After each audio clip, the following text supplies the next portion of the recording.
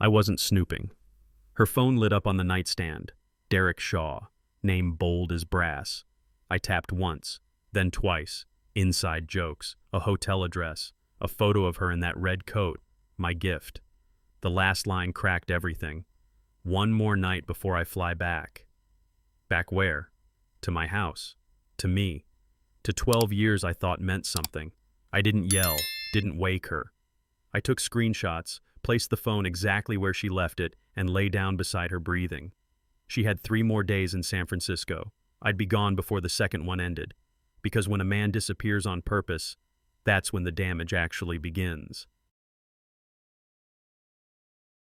The moment her flight showed departed, I moved like I was back on a call. Quiet, fast, no wasted motion. I logged into our joint account and transferred exactly half into a new account in my name. Not a dollar more. Half was mine, and I refused to turn this into theft or a courtroom story later. Then I sat at the kitchen table and wrote my resignation email to Denver Fire. Short, clean, no drama. 12 years on the job teaches you something. When a structure is compromised, you don't argue with the flames. You get out before it collapses on you. I packed one duffel, boots, work clothes, cash, my grandfather's watch, things that still felt like mine. The house stayed neat. The bed stayed made. From the outside, nothing changed. That was the point. By noon, my badge was gone, my name was off the roster, and my old life was already fading in the rearview mirror. And I left no address behind. I called Connor from a burner phone and kept it to a few sentences. Connor's the only person I trust to follow instructions without asking for the story first. He's the kind of guy who shows up when you need him and stays out of your way when you don't. I'm alive, I told him. I'm safe. Don't look for me. He paused long enough for me to hear him swallow whatever questions he had. Is she in trouble? He asked. I let that hang for a beat, then gave him the truth that mattered. She made her choices. I'm making mine. Connor understood the language of boundaries. He'd seen enough marriages implode in our family to know there's a difference between love and self-respect. I wrote his address on a scrap of paper, folded it once, then wrote one more line beneath it. Do not share this number. I slid the note into an envelope and left it with my neighbor to mail the next morning. By the time Connor read it, I'd already crossed state lines. Montana was waiting. I drove northwest with the radio off, stopping only for gas and black coffee that tasted like cardboard. The farther Denver got behind me, the quieter my head became. Call it shock or training, either way, I stayed focused on tasks I could control. Distance, fuel, food, sleep. Outside Kalispell, my truck started coughing hard, then died in a parking lot like it had reached its own limit. A mechanic told me it would take days, not hours, and my cash had a ceiling. That's how I ended up at a lodge near Flathead Lake, asking for work with grease under my nails and no resume in my hand. Mara Whitaker looked me over the way hiring managers do when they've been burned before. Eyes sharp, questions simple. Can you handle people? She asked. Can you handle weather? I told her the truth. I can handle responsibility. She walked me out back, handed me a hatchet, and pointed at a stack of wet wood. Make it burn, she said. 10 minutes later, flames were rolling steady. Mara nodded once. You start tomorrow. I had a place to stand again. Now I needed rules. The first rule was time. I started waking up at 5, before the lodge woke, before my mind could wander into old memories. I made coffee, pulled on gloves, and worked until my shoulders ached. Split wood, hauled gear, fixed busted latches, clean trails. It was the kind of honest exhaustion a man understands, the kind that leaves no room for replaying someone else's lies. I kept a journal on the small desk in my cabin, not to be poetic, but to stay organized. I wrote what I saw, what I felt, what I refused to do next. I wrote about the difference between hot anger and cold anger. Hot anger breaks things. Cold anger builds plans. After lunch, I trained, push-ups, hill sprints, carrying sandbags, because a body that feels capable keeps a mind from spiraling. At night, I counted cash, checked my gear, and made sure my truck repairs were paid. 3 days into the routine, I realized something. I hadn't said Natalie's name out loud once, and I intended to keep it that way. The second rule was silence. I bought a prepaid phone in town and used it only for work and Connor. No apps, no photos, no accounts tied to my old life. I stopped using my regular email, stopped carrying the devices that made tracking easy. People think disappearing is about running. Most of it is about refusing convenience. I paid in cash when I could. I avoided the same gas station twice in a row. I learned which employees at the lodge liked to talk and which ones minded their business. Mara never pried, and I respected her for it. Some evenings, guests would sit by the fire and brag about their jobs, their investments, their vacations. I'd smile politely and keep my answers short. They assumed I was private by nature. That helped. Still, the thought stayed in the back of my mind. Natalie was smart, and she had money. If she wanted answers, she could buy them. One careless swipe, one familiar charge, one old friend running their mouth. Anything could leave a trail. I kept my life small on purpose, but I could feel the net tightening anyway. By the end of the first week, Mara put me in charge of a weekend survival course for a group of corporate guys who looked like they'd never been cold on purpose. They showed up with brand new gear, expensive boots, and the kind of confidence that comes from conference rooms. I didn't mock them, I just gave them tasks. Start a fire without matches, I said. Build shelter that holds heat. At first they laughed. Then the wind came off the lake and their hands started shaking. One man's lighter failed, and his smile vanished. I watched the shift happen. When comfort drops away, character shows up fast. I taught them simple rules. Stay dry, stay fed, stay oriented. No speeches, no theatrics, just steps. By afternoon, they were listening the way a crew listens when things get real. That was familiar. That was control. When the last fire finally caught and held, one of them clapped me on the shoulder and said, "You're the real deal." I nodded like it meant nothing. Inside, it meant everything. Because out here, in the cold, I wasn't a husband waiting to be fooled. I was Wyatt Rourke again, and I was getting harder to find. Connor called on the burner phone at the exact time we'd agreed on, which told me the news was serious. He didn't waste words. "She hired a private investigator," he said. I stood in the shed with the door cracked, watching snow drift off the roof in slow sheets. My first instinct was to ask what the investigator knew, who he'd talked to, what Natalie had said. I kept my voice flat anyway. "What did you tell them?" Connor exhaled once. "Nothing useful. I said you're alive. That's it." He waited for me to react, like brothers do, like he expected anger or a plan. I gave him neither. "Good," I said. "Keep it that way." Connor lowered his voice. "She's calling everyone. Old friends. Your old station." I pictured familiar faces, the kind who mean well and talk too much. "Let them wonder," I said. "Let her sit with the silence." Connor paused. "So what's the move?" My answer was simple. "No move." Then I ended the call, because all they had was proof I still existed. That night I tightened everything the way you check locks after a break-in, quietly, thoroughly, with no second chances. Cash only for gas, groceries, and repairs. No loyalty cards, no easy receipts. I rotated where I shopped in town and stopped showing my face at the same counter 2 days in a row. I started walking to the lodge along a back trail that cut behind the maintenance yard, staying off the main road where tourists like to take pictures. At work, I kept my conversations short and practical. People are friendly here, and friendly people remember details without trying. I also changed my routine on purpose. Different workout times, different break times, different routes to the cabins. The goal was simple: make my life boring to track. Connor's warning sat in my head like a timer. Investigators live on patterns. The first time I caught myself reaching for my old habits, same coffee, same store, same schedule, I stopped and corrected it. One sloppy convenience could turn into a map, and I refused to hand Natalie a map. Some nights the past came back anyway, sharp and clear, especially the moment that started it. 2 a.m, Natalie asleep beside me, breathing slow like nothing in the world had changed. Her phone lit up on the nightstand with a preview message that made my stomach drop. I remember the exact angle of the light, the faint hum of the charger, the way the house felt too quiet.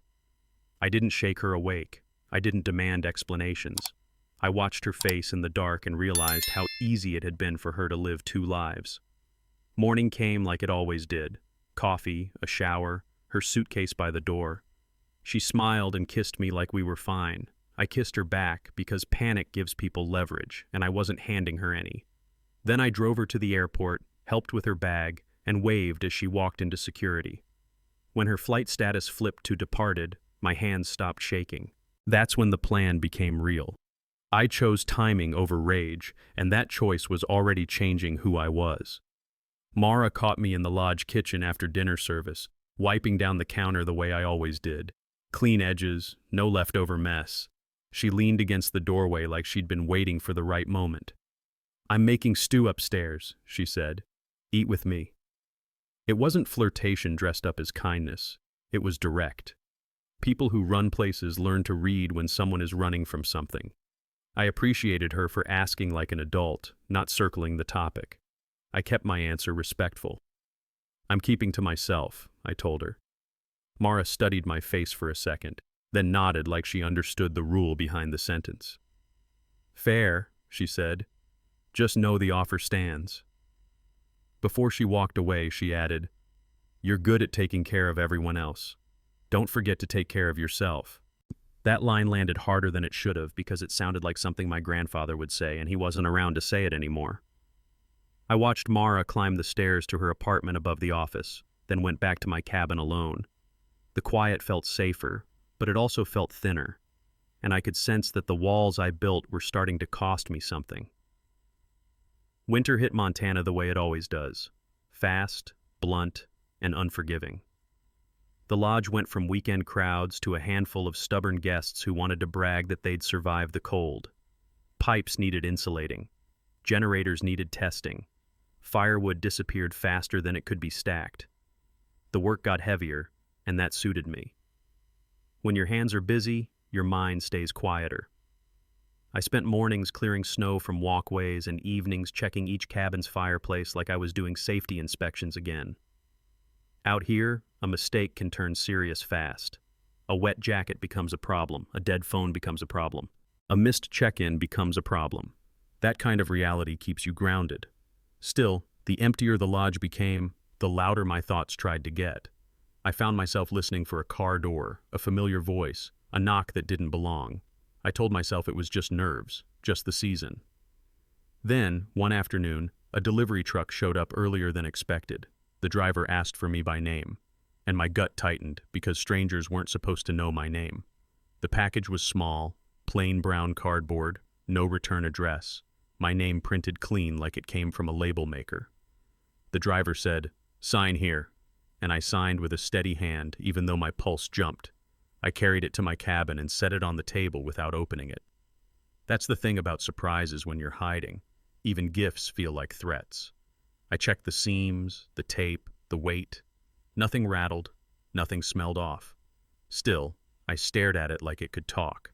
My mind ran through possibilities. Connor trying to send something without calling, a vendor mistake, an investigator fishing for confirmation, Natalie testing whether I'd react. I walked outside and scanned the tree line like someone might be watching from the road. Snow fell in slow, lazy flakes, and the world looked calm enough to lie to you. Back inside, I left the box untouched and went to work, because work was the one place my face stayed normal. All day I felt that cardboard sitting on my table, waiting. And by nightfall, I knew one thing for sure. Nobody sends a package to a disappearing man by accident. December 18th is a date I can feel in my teeth. I was at the front desk checking in a couple from Minnesota, kids tired, dad asking about breakfast, mom clutching a map like it was a lifeline, when the door opened and the cold rushed in hard. Natalie Quinn stepped inside with snow melting in her hair and a small suitcase in her hand. For a second, the lobby noise dropped away, like someone turned the volume down on the world. She looked thinner than I remembered, but her eyes were steady enough to hold mine. When the family stepped aside, she walked up like any other guest. "Room for one," she said, calm, practical. No tears, no speeches. I typed her name into the system with the same hands I used to use filling out incident reports. I swiped her card, slid a key across the counter, and kept my voice level. Cabin 8, last one on the left, breakfast at 7. Her fingers brushed mine when she took the key. Then she turned and walked out into the snow, and I watched her go like she was a stranger I'd once loved. I held it together until the lobby door shut behind her. Then my body made the decision my mind refused to show. I walked into the staff bathroom, gripped the sink, and dry heaved like I'd just run up a flight of stairs with smoke in my lungs. Cold water on my face helped, but it didn't erase the fact that she'd found me. Mara Whitaker came in a minute later, quiet as always. She didn't ask for the whole story. She looked at me in the mirror and said, "That's your past." I nodded once.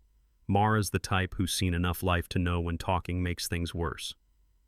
"Want me to tell her we're booked and send her packing?" she asked. The offer was real.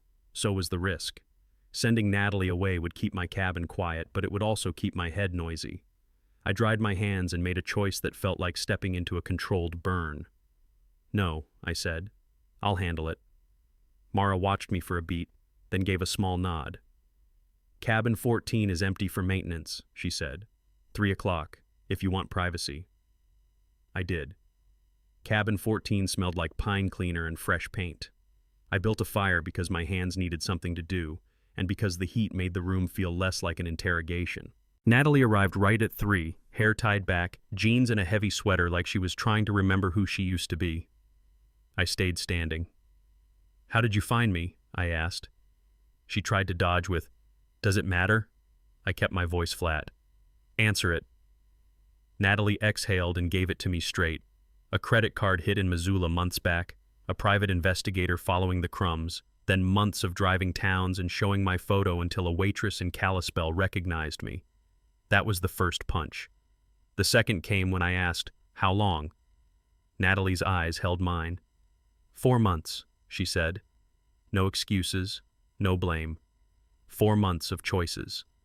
I let the number sit in the air like a verdict, then asked the question that mattered more than any detail. Was it a mistake, or was it a life you planned to keep? Natalie didn't look away. "It was a choice," she said.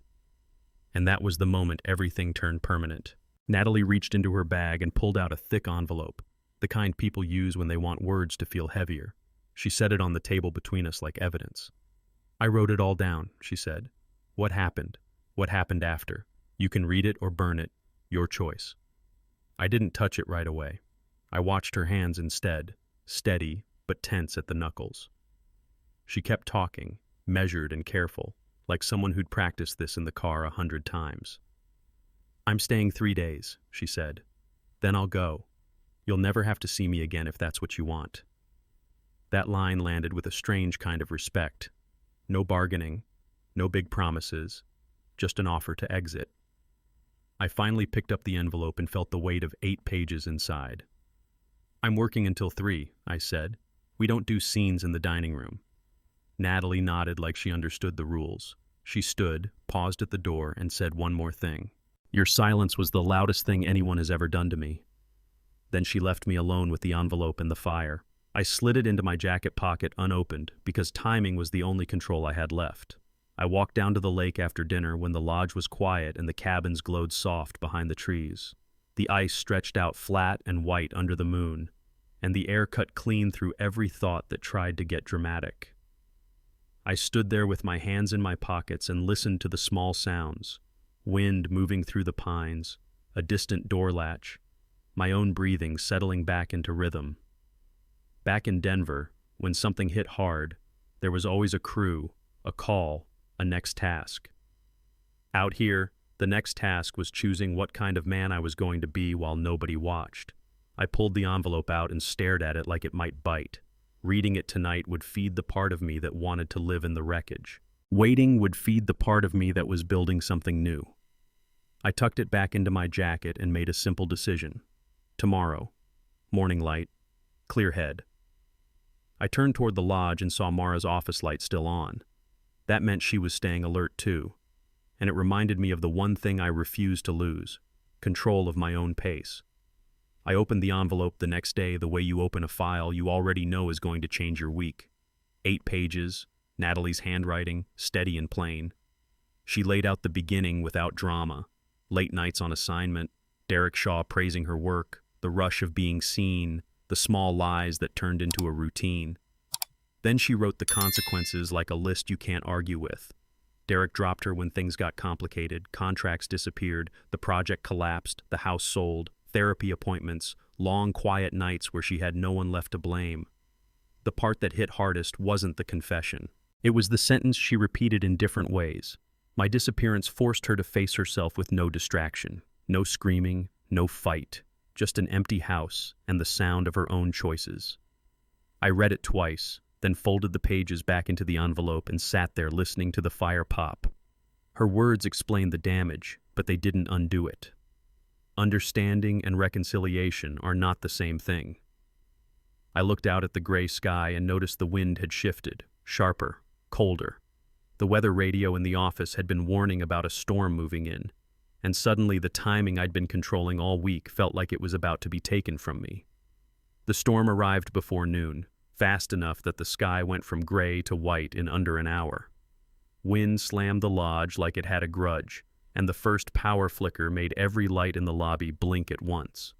Mara was already moving, flashlights out, radios charged, staff assigned to check fireplaces and extra blankets. I stepped into the role without thinking, the same way you step up when an alarm hits and everyone looks for the calm person. The main power dropped hard, then stayed out. The backup generator caught, but only for essentials. Guests started drifting into the lobby with that worried look people get when comfort disappears.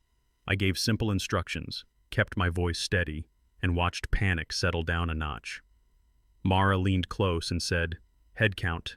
Make sure every cabin is accounted for." I started the list. Cabin 1 through 12, then 13, then 14.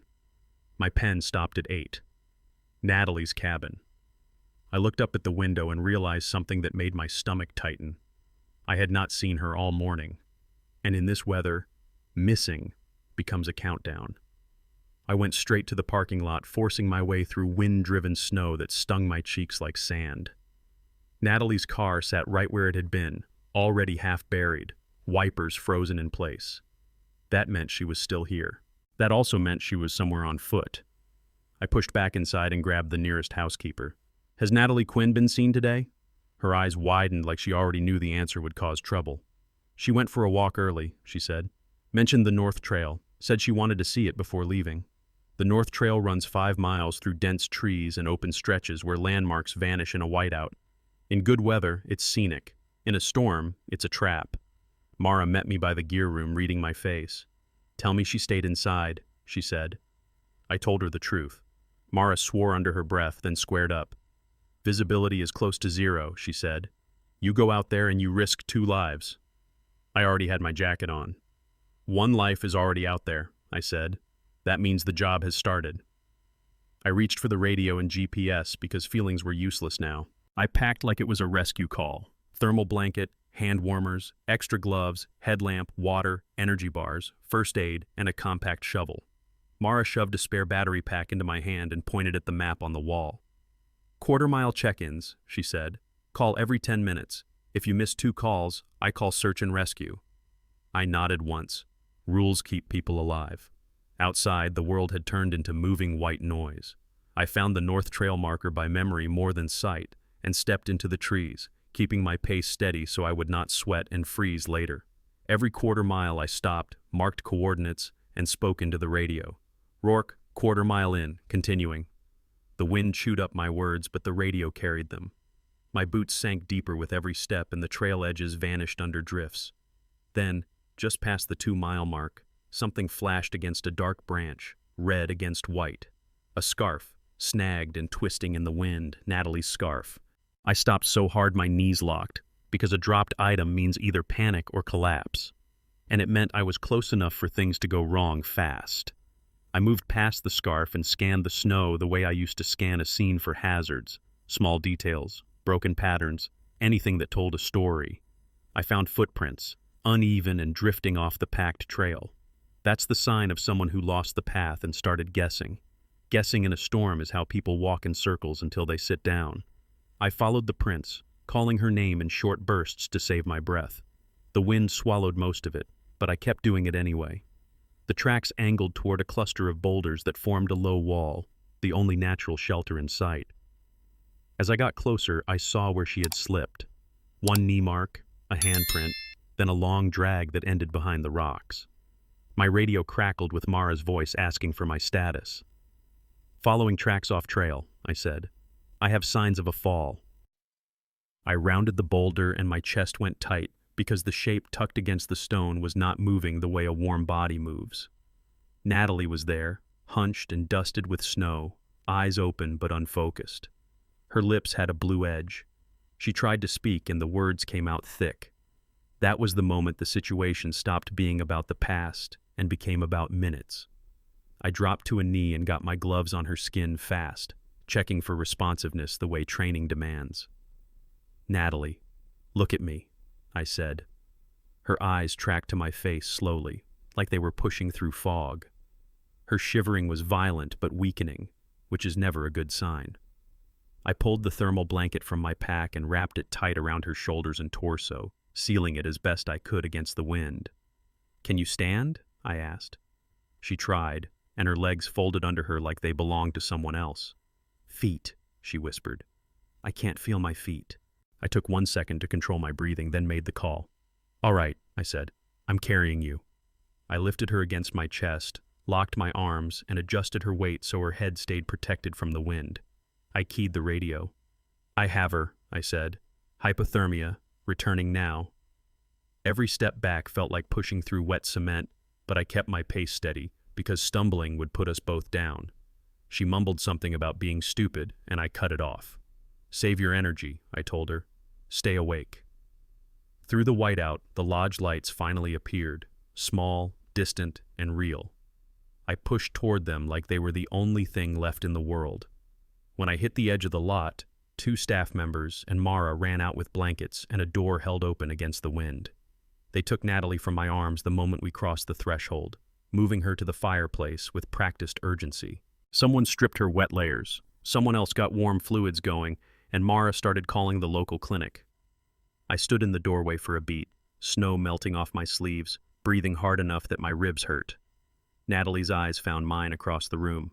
Gratitude was there, along with something else I refused to name. I stepped back, because I knew what happens when a man confuses a rescue with forgiveness. Mara came to my side, voice low so the guests would not hear. "Good work," she said. I gave a single nod. "She'll live," I said, keeping it factual, because facts were safer than emotions. Mara watched me like she was measuring the distance I was putting between myself and the fire I had just carried inside. Then she leaned in and said, "She's asking for you." I stared at the floor for half a second, feeling the storm rage outside and a different storm start up in my chest. "Room 3, Mara added. "When you're ready." And I realized the next part would be harder than the hike. Mara caught me in the kitchen after the clinic confirmed Natalie would recover. I was peeling off wet layers, hands still trembling from effort, trying to look normal in front of the guests. Mara shut the door and spoke low. "That hero instinct of yours can get you killed," she said. "No judgment, just a fact." I met her eyes and kept my voice even. "It was a calculated risk," I replied. "I know the terrain, I had gear, I had a plan."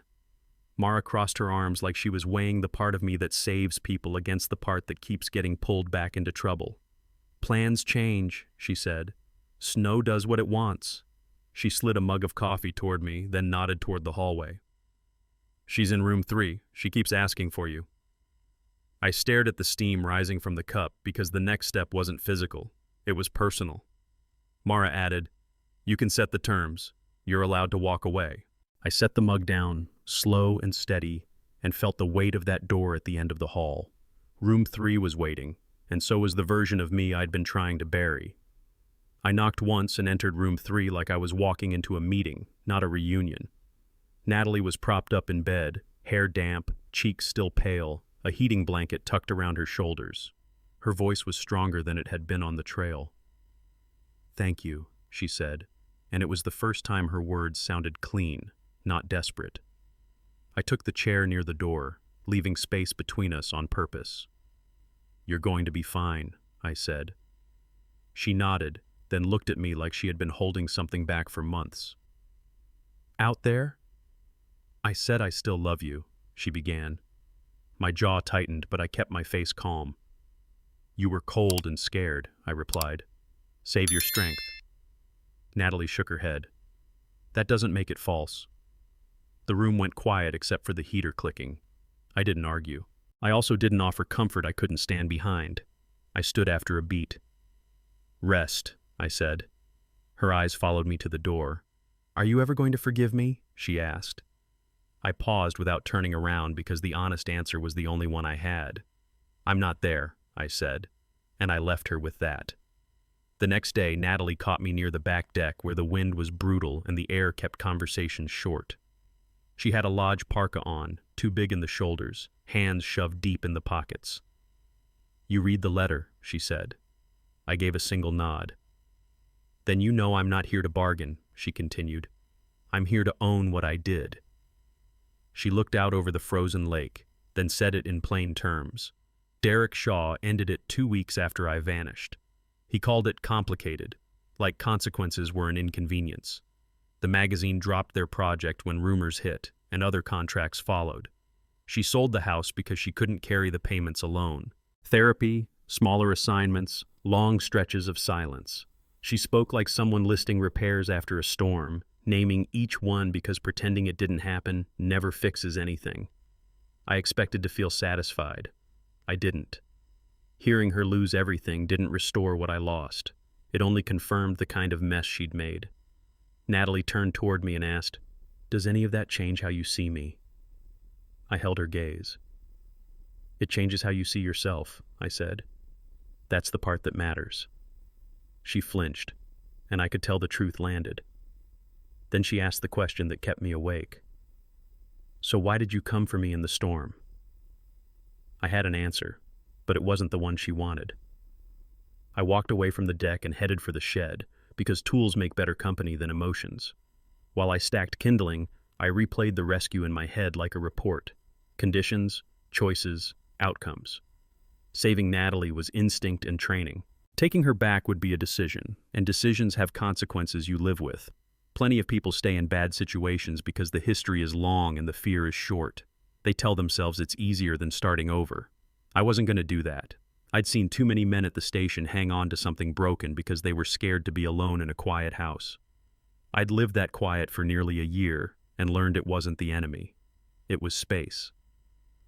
I finished stacking the wood, then sat on the bench and stared at my hands.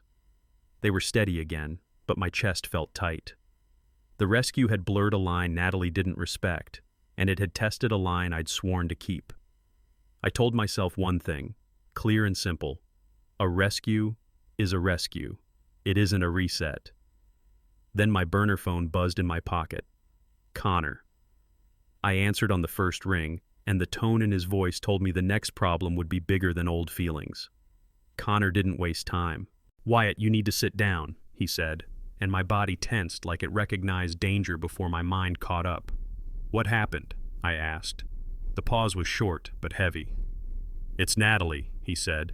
There was a head-on collision on I-25 outside Denver. Drunk driver. She's alive, but it's critical. Multiple surgeries. For a second, the shed felt too small, like the air had been pulled out. Connor kept talking, steady and controlled. Her sister, Claire Quinn, asked for your number. Natalie's been asking for you. I stared at the wall, thinking about the last time I saw Natalie's face, the way she walked out into the snow with a suitcase and no fight left. I hadn't planned for this. I also didn't want to be pulled back into a life I'd already closed. Connor asked, Are you coming? I didn't answer right away because the honest answer wasn't simple. Instead, I asked the question that mattered first. Who else knows where I am? Connor said, Nobody. Just me. That helped, but it didn't solve the decision. After I hung up, I pulled out my phone and opened Flight Search. Kalispell to Denver. The screen glowed like a countdown, and I realized the next move would define what kind of man I was now. I stood in my cabin with my duffel on the bed, boots, thermal layers, a clean shirt, my grandfather's watch. I wasn't packing out of panic. I was packing like a man who understands travel. Take what you need, leave what you can replace.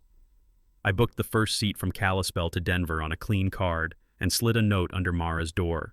Denver. Personal. Back in 3 days. No details. She'd respect that. On the drive to the airport, I kept it simple. Land, see Natalie, say what needs saying, leave clean. Claire Quinn met me in the lobby with red eyes and a tight jaw, the look of someone who's been living on vending machine coffee and bad news. She walked fast, like slowing down might make it real. "She's awake sometimes," Claire said, then corrected herself. "She fades in and out." I followed her through hallways that smelled like disinfectant and worry, past families holding paper cups, past men staring at the floor like they were trying to stay strong for someone else. When the ICU doors opened, the noise changed, quieter, sharper, all machines and soft voices. Natalie lay in a bed that made her look smaller than she ever did at home. Tubes, monitors, careful tape, a steady beep that kept time better than any clock. I pulled a chair close and placed 2 fingers against her hand, light, controlled. Her skin was warm, which was a relief. Her eyelid fluttered once, then again. Claire held her breath beside me. Natalie's gaze slid toward my face, slow but searching, and I felt the room tighten as she tried to place me. Her eye focused just enough for recognition to land. "Wyatt," she whispered, like saying my name might make me disappear again. "You came." I kept my voice low and steady. "I came to close this out the right way." The words sounded cold in the hospital air, but they were honest, and honesty was the only currency I had left. Natalie swallowed hard, then managed a faint nod like she expected that answer. Claire shifted near the foot of the bed, watching me like I might change my mind and stay. A nurse stepped in to check a line and asked quietly if we needed anything. Natalie's fingers moved barely, and I leaned closer to hear her. "In the drawer," she said. "For you." I opened the top drawer and found a manila envelope with my name printed in her handwriting, neat and deliberate. I slid it into my jacket without opening it. Natalie's eyes stayed on me, and I could tell she wanted to say more. Claire's voice cracked behind me. "What's in it?" I answered without looking away from Natalie. "Something that changes the next decision." I opened the envelope later in the waiting area, away from Claire and away from Natalie's monitors. Inside were legal papers, clean and official, transferring ownership of a small cabin near Estes Park. 10 acres, a quiet place, the kind of property people dream about when they talk about retiring someday. A note was clipped to the front, no conditions, no expectations. "It's yours whether you ever speak to me again or not." I read that twice because my first instinct was to treat it like a trap. Gifts can be leverage. I've seen it in divorces, in family fights, in business deals where people smile while they tighten the rope. But the paperwork looked complete, and the intent was stated in plain language. The cabin was either a peace offering or a final act of accountability. Either way, it put a choice in my hands. Accepting it could feel like opening a door I meant to keep shut. Refusing it could be pride dressed up as principle. I folded the papers carefully and put them back, because the decision wasn't for this hallway. The decision was for who I wanted to be next. Claire found me with the envelope in my hand, and her patience finally burned through. "So that's it?" she snapped. "You fly in, sit for an hour, then leave?" Her voice wasn't cruel. It was scared. People get angry when they feel helpless, and she'd been helpless for days. I kept my tone calm. "I came because it was the right thing to do," I said. "I'm not rebuilding a life here." Claire's eyes flashed. "She's still your wife in her mind," she said. "She keeps asking for you." I nodded once. "That's sad," I replied. "It also doesn't erase what happened." Claire stepped closer, lowering her voice. "You're acting like you have no feelings." I looked her straight on. "Feelings aren't instructions," I said. "I can care that she survives and still keep my boundary." Claire shook her head like she couldn't accept a world where both things were true. "Then go tell her," she demanded. "Say your goodbye to her face." I held the envelope tighter and turned toward Natalie's room, because Claire was right about one thing. Leaving without words would haunt us all. Natalie was awake when I walked back in, her eye tracking the door before I even reached the chair. She read my intention faster than Claire ever could. "You're leaving," she said, quiet and certain. I sat down anyway, because I wasn't going to make this messy. "Tomorrow morning," I told her. I'm going back to Montana. Natalie's fingers tightened around the blanket edge, small and controlled.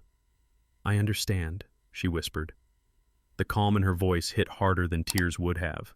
She swallowed and tried again. Will you read it? She asked, meaning more than the envelope, meaning everything.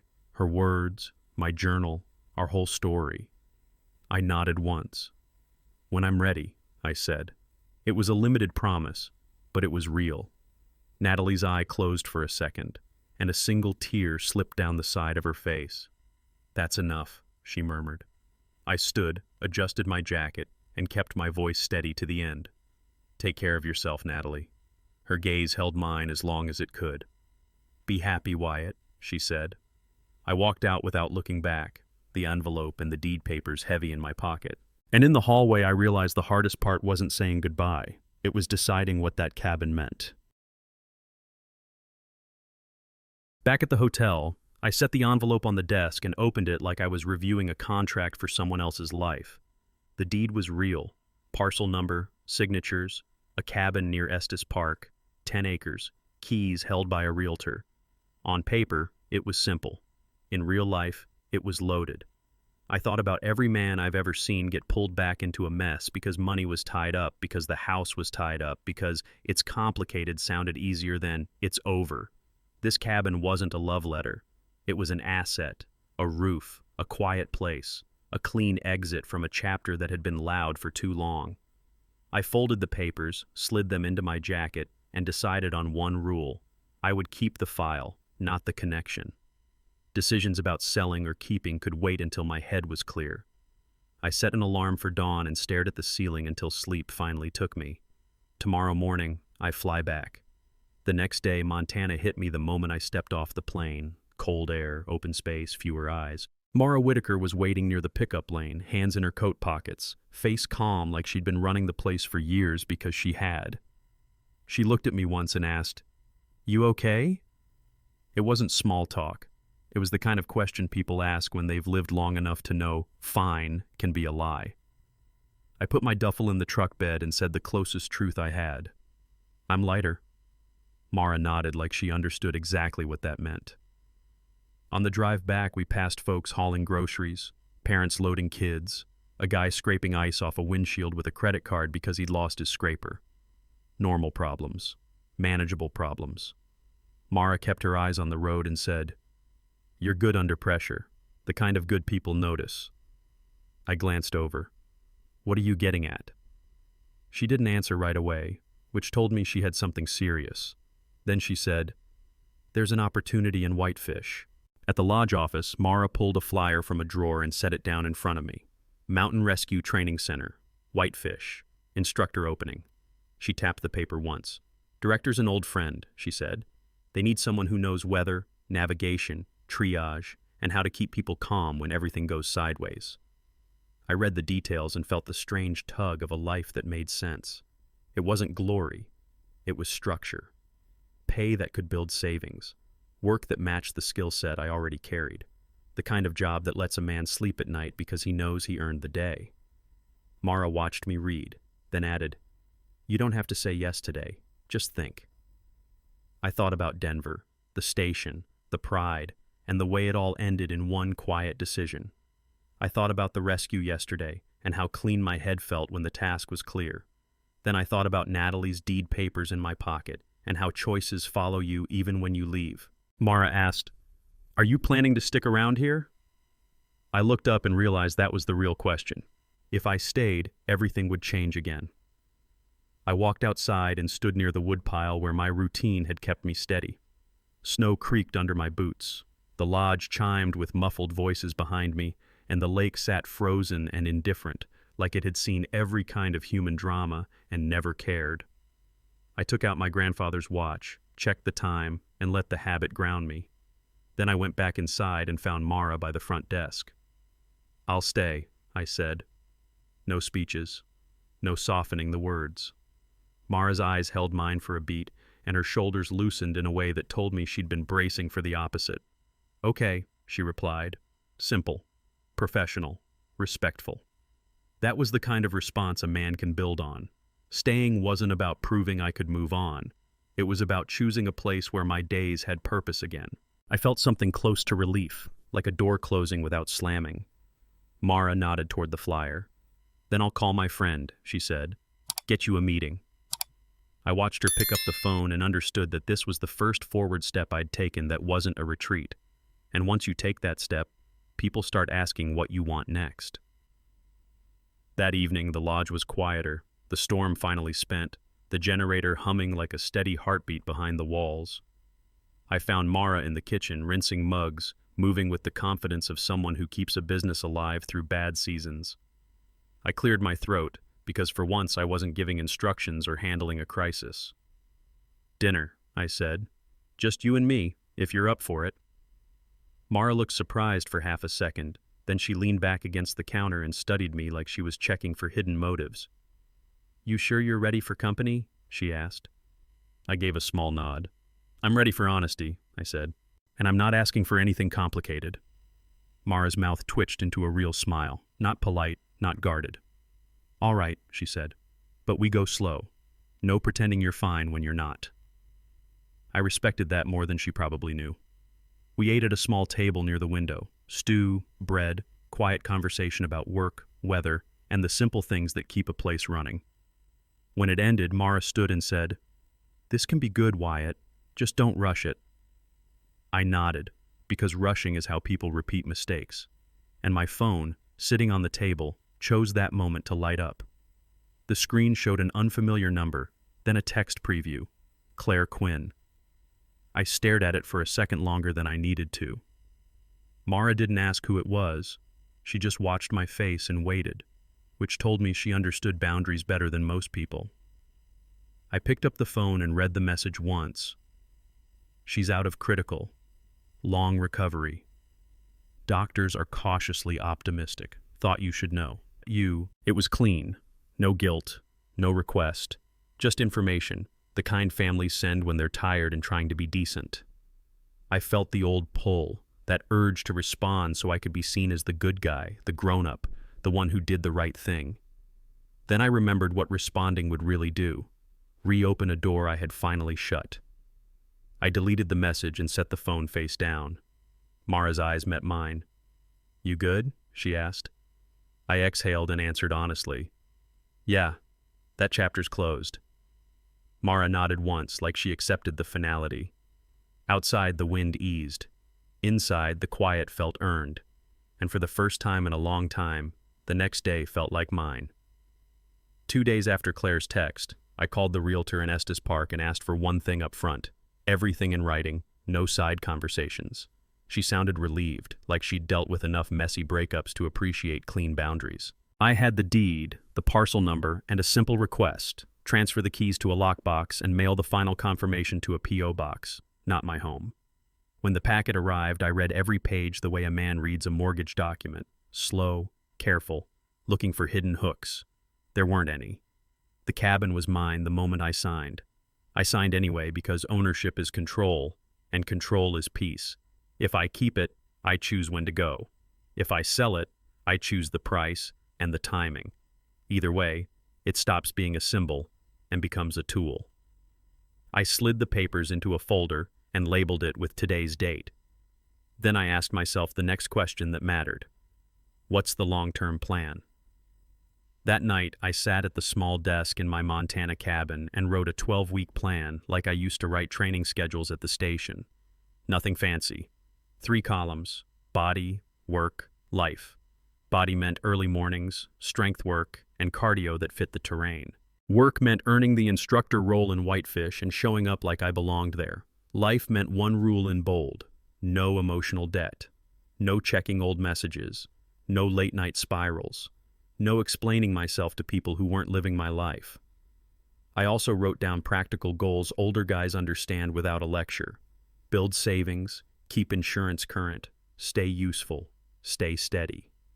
I budgeted the next 3 months, included gas, groceries, and a little cushion, because surprises always cost more than you think. When I finished, I folded the page and put it in my new journal. The plan felt solid until I remembered the next step was real world, not paper.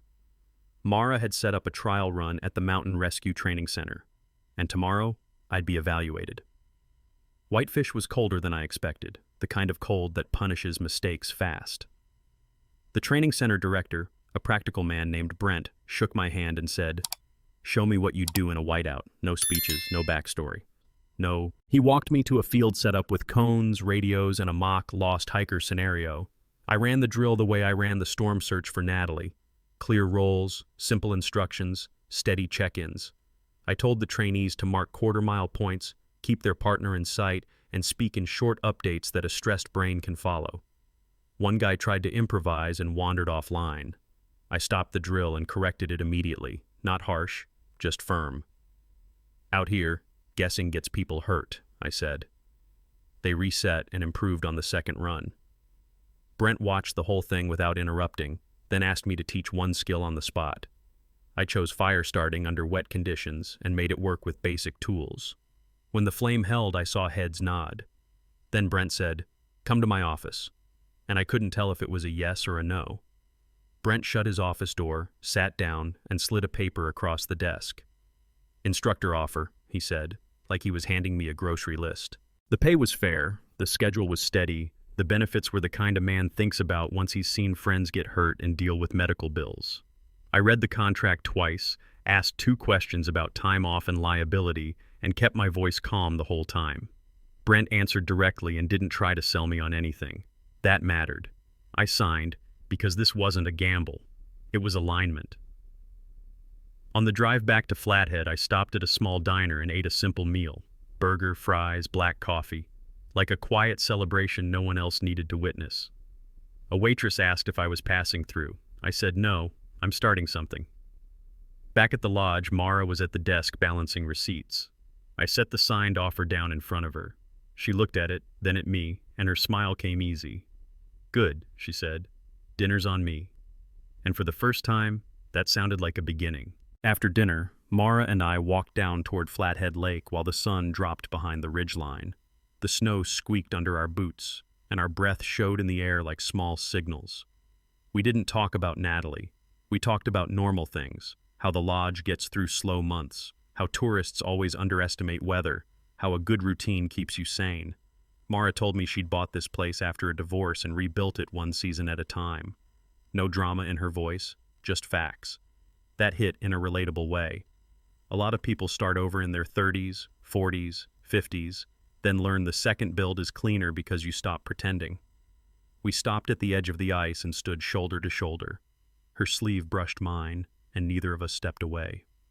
Mara said, "You seem steadier now." I answered honestly, "I'm learning to be."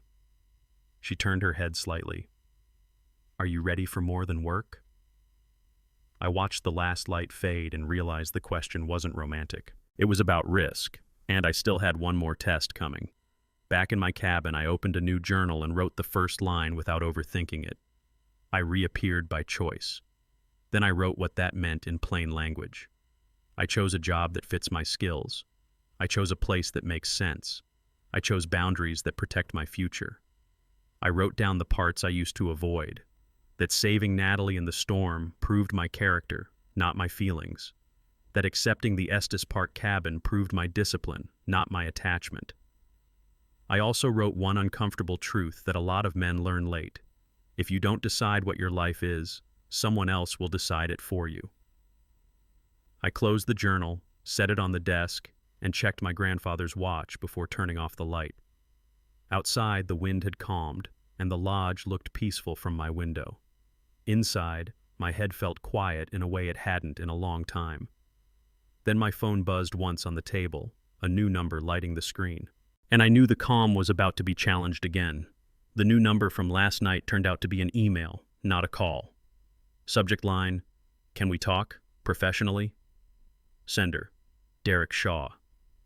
Seeing his name on my screen felt like someone tracking mud into a clean room. He wrote the kind of message people send when they want to sound reasonable. He regretted how things played out. He wanted to clear the air. He had a project he thought I'd be perfect for. No apology that meant anything. No accountability. Just a door cracked open to see if I'd step through. I stared at it long enough to recognize the pattern. Some men treat damage like a misunderstanding that can be smoothed over with the right tone. I clicked delete, then emptied the trash. No reply, no warning, no satisfaction. Quiet is a boundary too. I set the phone down and went back to work, because attention is currency, and Derek wasn't getting mine. 10 minutes later, another notification lit the screen. This time it was Claire Quinn, and the message was short enough to respect. Thank you for coming. She knows you were there. No response needed. That last line mattered. It wasn't bait. It wasn't guilt. It was a clean closing statement from someone who'd been through enough hospital hours to understand what people can and can't give. I read it once, felt my shoulders drop a little, and saved it in case Connor ever asked how things ended. Then I set the phone face down and made coffee, because normal routines keep your mind from inventing new problems. At the training center, Brent had assigned me my first full week of instruction. I was building lesson plans, printing maps, checking radios, and making sure the basics were covered. Things any grown man appreciates when the weather turns. Claire's message sat in the background like a final signature on a chapter. No more back and forth, no more updates, just done. I walked into the classroom, wrote whiteout orientation on the board, and told the group we'd be outside tomorrow.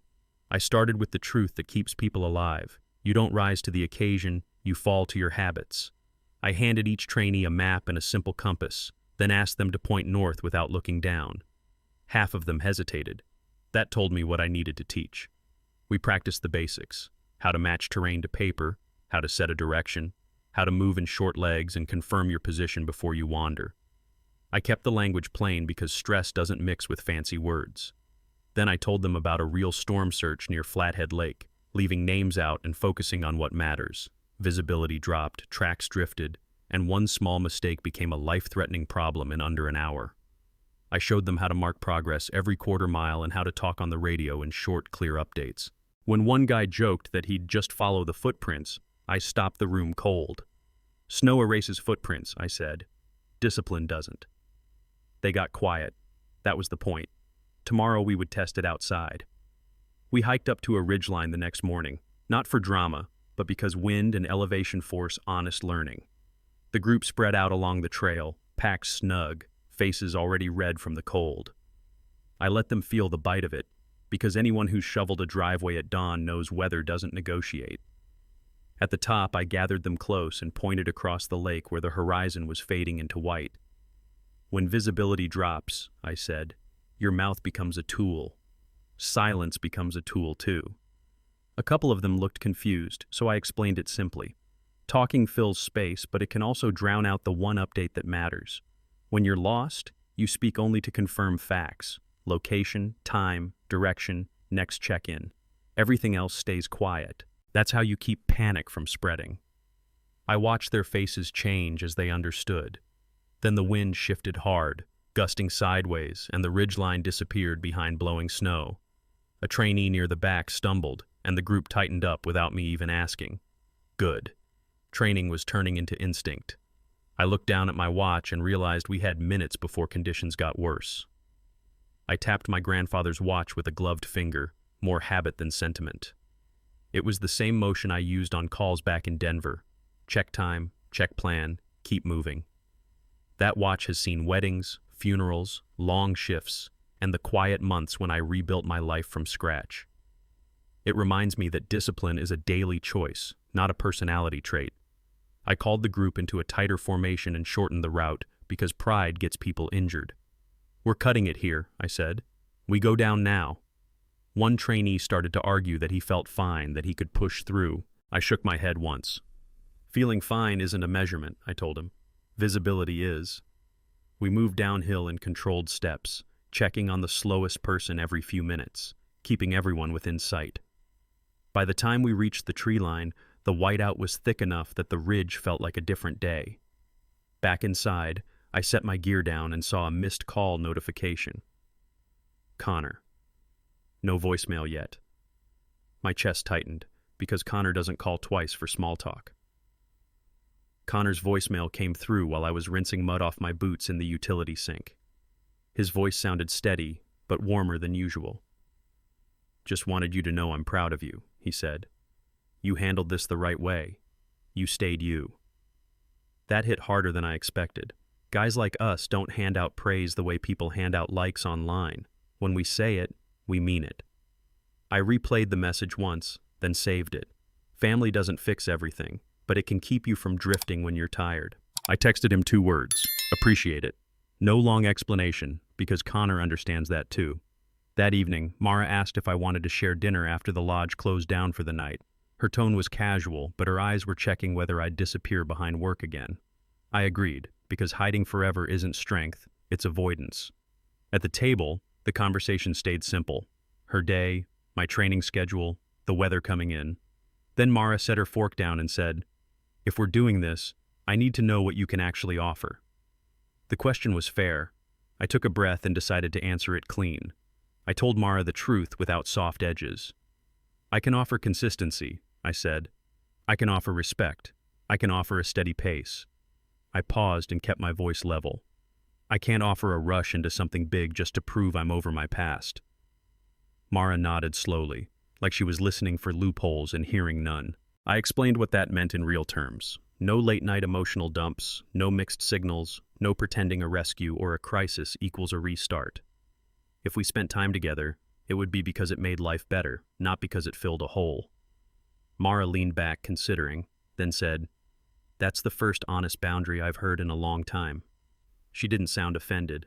She sounded relieved. We finished dinner, cleaned up, and walked out to the porch where the air was cold enough to keep everything clear. Mara looked at me and said, "Slow works, slow lasts." I nodded once, because that was the whole point of rebuilding. When I went back to my cabin, I laid out my gear for the morning.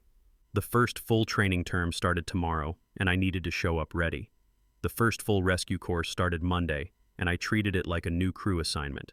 I built the schedule hour by hour: navigation in low visibility, cold exposure basics, partner checks, decision-making under stress. I wrote clear pass criteria on the board. No guessing, no good enough, no shortcuts.